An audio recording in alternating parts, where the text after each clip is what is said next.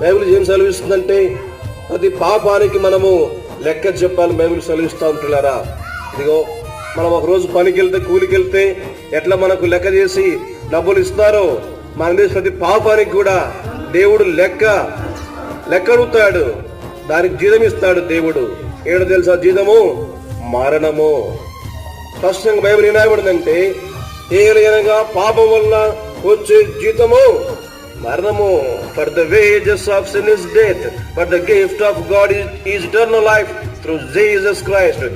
పాపముల జీతం మరణము, కానీ యేసు క్రీస్తు వారిని బట్టి నీకు నాకు నిత్య జీవం ఉన్నది.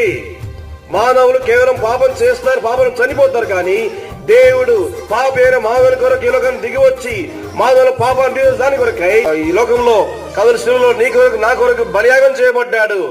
ఎందుకంటే అన్ని రోగాలకు మందుంది, కానీ పాప రోగానికి మందు లేదు పిల్లరా.